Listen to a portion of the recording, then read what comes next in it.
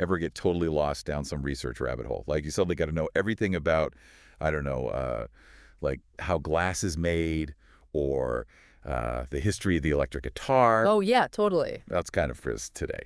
But instead of random trivia, we're going deep on something way bigger. Yeah. How morality and education connect and how that impacts like the whole fabric of society. Okay, I'm interested. We got a mountain of sources, articles, research papers, you name it. Our mission, boil it all down to the good stuff, like giving you the cheat sheet to being super informed about this whole morality and education thing. I like it. Cheat sheet to society. Right? And get this. One source kicked things off with this metaphor that just stuck with me. They said, building a moral society, it's like planting a tree. Okay. You need good seeds, good soil, the right conditions, the whole 9 yards. Makes sense. But how do we actually translate that to real life? Well, That's where you come in. all right. Let's unpack that metaphor then, because it does make you think, what are those seeds of morality we're talking about? Right. Because morality can feel kind of vague, right? Yeah, it can. Is it just following rules? Being a good person? Well, the sources actually do a good job of breaking down what can be a pretty fuzzy concept. They define morality as like cultivating those good qualities within us, the ones that guide how we make choices, how we act. Okay, so less about external rules and more about what? Like an inner compass. Exactly. Think of honesty, compassion, responsibility, having respect for other people, that inner compass guiding us. Gotcha. So basically, the more people with strong moral compasses, the better society is going to function. Makes sense, right? Totally. Yeah. But do the sources actually link that to, like, real-world problems? Well, they absolutely do. They point out that tons of societal issues, even huge global conflicts, you can trace them back to a lack of this inner compass. Like, if everyone's just out for themselves, things are bound to go sideways? It's bound to cause some problems, right? For sure. But I mean, Kahneman, it can't be the only camera live factor, right? Things are way more complex than that. Definitely. It's complicated, for sure. But picture a society where people put their own needs above being fair, or react with anger instead of trying to understand. Yeah. It's going to face some serious challenges. Okay, so then how do we cultivate those positive qualities, those seeds of morality we were talking about? The sources seem to put a lot of weight on education, right? Yeah, education's key. Yeah. But we're not just talking about memorizing facts and figures here. The sources argue that a good education system, it equips people with the skills to actually think for themselves, critically solve problems, even see things from different perspectives. So less about what you learn and more about how you learn. Exactly. That's where all these 21st century skills everyone's talking about come into play. And the sources get specific about what those look like in action. Like one study, it highlighted how important collaborative problem solving is. They found that students working together on real-world issues, it made them more empathetic. And they ended up with a stronger sense of responsibility for their community. Interesting. So they're not just learning about stuff, they're actually developing their moral compasses, like in the process. Exactly. Shows how active learning, getting your hands dirty, can be way more impactful than just sitting there absorbing info, you know? Totally. And the sources also say learning shouldn't stop when you're done with school. Right. Like that whole lifelong learning idea. Right. Okay, but even with the best curriculum, the best teaching methods, don't you need incredible teachers to bring it all to life? You need somebody to guide you, right? What about this teacher shortage everyone's freaking out about? The sources bring that up as a big concern, right? Yeah, for sure. Huge concern.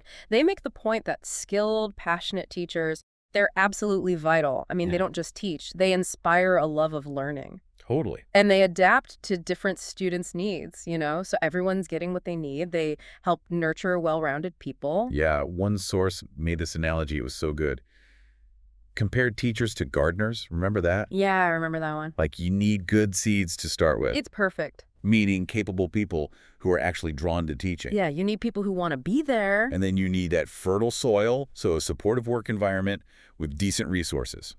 And just like a garden needs tending, teachers need ongoing training and development, you know, to keep their skills sharp. To stay on top of things. It really makes you realize we got to do a lot more to support these people who are shaping young minds. For sure. It's huge. If we really care about quality education, Yeah. then we got to ask ourselves some tough questions. What are we actually doing to get great people into teaching and keep them there? What kind of support are we giving them? It's a massive issue, and one we'll definitely dig into more later.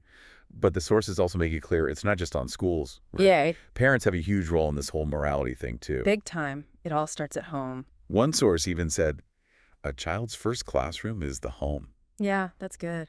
Like nurturing their emotional well-being, encouraging them to be curious, setting a good example. That all builds the foundation for ethical behavior down the line. Sets them up for success. So it's not about hammering kids with a bunch of rules. No. It's about creating an environment where they can just, like, naturally develop those positive qualities. Exactly. Cultivating that moral culture at home, A&D at school. And speaking of school, one of the most exciting things the sources talked about was their vision for the future of education. Oh, yeah. Things like personalized learning, experiential learning. What does that even look like in practice? I mean, think about it. Traditional education, it's always been kind of one size fits all, right? Right. But these sources, they're talking about a future where learning's totally tailored to individual needs and strengths. So recognizing that not everyone learns the same way. Exactly. Like some kids, they got to be hands-on. Others, they do better studying on their own. Totally. And it goes beyond just different learning styles, this experiential learning thing. It's all about actually doing stuff instead of passively taking in information. Think project-based learning, internships, volunteering even. So you're not just learning about problem solving or ethical decision making, you're actually out there doing it. Exactly. And the sources point to some pretty convincing evidence that this type of learning, it leads to deeper understanding, stronger critical thinking skills, even more empathy. Huh. That makes a lot of sense. But what about technology? The sources mention that too, right? Like integrating technology in meaningful ways.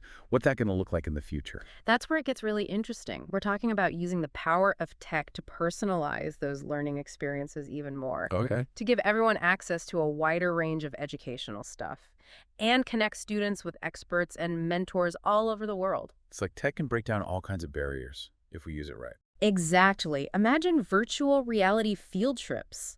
You're in ancient Rome, or interactive simulations where you can experiment with complex scientific concepts. That's wild. But with all this talk about the future, we got to remember we're facing some pretty big obstacles right now. Oh, for sure. We talked about the teacher shortage, and the sources, they don't sugarcoat the challenges ahead. Definitely some challenges. That's a lot. We got to be realistic about those challenges, but also optimistic about what's possible. We need to attract talented folks to teaching, give them the resources and support they need to thrive, and recognize how incredibly vital their role is in shaping future generations. It's not just about improving education. It's about changing how we view and respect educators, right? You got it. We need a culture that celebrates teachers, sees it as a highly respected and rewarding profession. So how do we make that happen? I bet the sources have some thoughts. Oh yeah, they do. And that's exactly what we'll be unpacking in part 2 of our deep dive. Welcome back to our deep dive into morality, education, and how to build a better society. Last time, we were talking about this big need for a shift, like how we see and value educators. Absolutely. And the sources don't just point out the problem, they actually offer up some interesting solutions. One thing that kept coming up was this need for systemic change. Like, it's not enough to just kind of tinker around the edges. We got to completely rethink how we do teacher training, working conditions, even how we pay teachers. Okay, so let's break that down. What kind of systemic changes are we talking about? Well, one source, I mean, a really strong argument for like overhauling teacher training programs. Yeah. They said instead of just focusing on theory, the pedagogy, Right. aspiring teachers, they need way more hands-on experience, more chances to work with different kinds of students, and more mentorship from people who've actually been there, done that. Yeah, give them the tools they need to actually succeed in the real world, not just throw them in and hope for the best. Exactly, and that ties into better working conditions too. Sure. The sources talk about smaller class sizes, more time for planning, creating a school culture that's more supportive and collaborative. When teachers feel valued and supported, they're more likely to stick around. Makes total sense. If you're burned out and stressed all the time, it's got to be hard to be your best self, let alone inspire a room full of kids. Right. And then there's the whole compensation thing. It's no secret that teachers often don't get paid what they deserve, especially for how crucial their role is. One source put it this way. They said, if we actually care about education, we need to put our money where our mouths are. It's true. So are we talking about just increasing salaries, or is it more than that? Like better benefits, professional development opportunities, all that? It's all of that. It's about recognizing that teaching is a seriously skilled profession and it should be compensated accordingly. And investing in teachers so they can keep learning and growing throughout their careers. These are big changes for sure, like system-wide stuff. Do the sources point to any places that are actually doing this well? They do. One source talked about this school district in Finland that totally revamped their whole approach to education. They implemented a lot of these ideas we've been discussing, increased teacher pay, reduced class sizes, gave teachers tons of professional development. Okay. And the results were amazing. Student achievement went way up, teachers were happier, and the whole community, they got behind this idea of investing in education. So it's like proof that it works, that putting resources into education really does pay off in the long run. It does, and it shows that these solutions, they're not just pie-in-the-sky ideas, They're being put into action, and they're making a real difference for students and teachers. Yeah, it's easy to get kind of bogged down in all the challenges, but hearing about those successes, it gives me hope for sure. Same here. And it reminds us that we don't have to just sit around waiting for governments or big institutions to solve these problems. We can all do something. We can advocate for better education in our own communities, support our local schools, contact our representatives, even just spread the word about how important it is to invest in education. Yeah, that's a great reminder that we all have a voice, and we can use it to make a difference. But okay, beyond advocating for these big systemic changes, do the sources offer any advice on what we can do as individuals, like just everyday people, to promote morality and build a better society? Yeah, totally. They do. One source talked about the importance of just leading by example. Might sound kind of cheesy, but it's powerful. Like actions speak louder than words. Exactly. It's about walking the walk. This one source, they told this great story about a woman who started composting her food scraps at home. Okay. And at first, her neighbors thought she was kind of weird, but eventually they saw how passionate she was about it, and it inspired them to start doing it too. Pretty soon, that whole building had a composting system. Wow. So like one person's seemingly small action can have this ripple effect and benefit the whole community. Totally. Hmm. And it makes you think about how we can all be those positive seeds that encourage others to do good. I love that. Okay, and didn't the sources also talk about the power of lifelong learning? Big time. I mean, we talked about it in terms of formal education, but it goes way beyond the classroom, right? Right. It's about being curious, Yeah, staying engaged with the world around us. exactly. And doesn't that connect back to this whole morality and building a better society thing? Absolutely. When we're constantly learning and growing as people, we become more open-minded, more empathetic. We're better at understanding other people's perspectives. And those are like essential qualities for bridging divides, figuring out how to solve conflicts. And for creating a more just and equitable world. Exactly. You said it better than I could have. I love how the sources emphasize that it's not just about knowing more stuff, but about actually using that knowledge to do good, make a positive impact on the world. Yeah, that's a big takeaway. Think about something like volunteering, for example. It's a great way to put our knowledge and skills to good use, to contribute to our communities, and to feel like we're part of something bigger than ourselves. It's almost like this virtuous cycle, right? Yeah. By doing those positive things, we're not just helping create a better world, but we're also cultivating our own sense of morality and purpose. It's a beautiful idea, for sure. And it really gets at the heart of what these sources are trying to say. Morality, education, personal growth, societal change, they're all connected, part of this bigger picture. It's true. We often think of them as separate things, but really they're all woven together. Exactly. It reminds us that even things that seem small can have a huge impact on that bigger picture. But, with all this talk about these big ideas and systemic change, I kind of want to bring it back to something a little more personal. Ooh, okay, I'm intrigued. Where are we going with this? Well, one source, it compared personal growth to, like, sculpting clay. Oh, I remember that one. It talked about how we can shape ourselves, just like an artist shapes clay. Yeah. And just like a sculptor needs the right tools, the right techniques to create something amazing, we need certain resources and guidance to reach our full potential. So why don't we kind of shift gears a bit and dive deeper into this whole personal growth thing when we come back for the final part of our deep dive. Welcome back to our deep dive on morality, education, and building a better world. We've been talking big picture stuff, changing the whole system, valuing teachers, lifelong learning. But as we wrap up, let's zoom in a little. Remember that metaphor about sculpting clay? Yeah, that one really stuck with me. It makes you think about how we can approach personal growth, like with real intention, like an artist would. Right, like we're all works in progress, Mm-hmm. always shaping and reshaping ourselves through our experiences, the choices we make, the things we learn along the way. That's a great way to put it.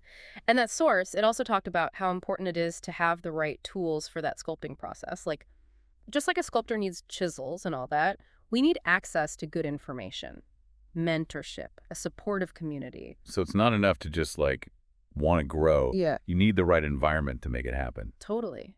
And the sources, they paint this really cool picture of a future where education is personalized, it's experiential, and everyone has access to it, no matter how old you are or where you come from. Imagine a world where learning is just woven into our everyday lives. It's not stuck in classrooms or textbooks.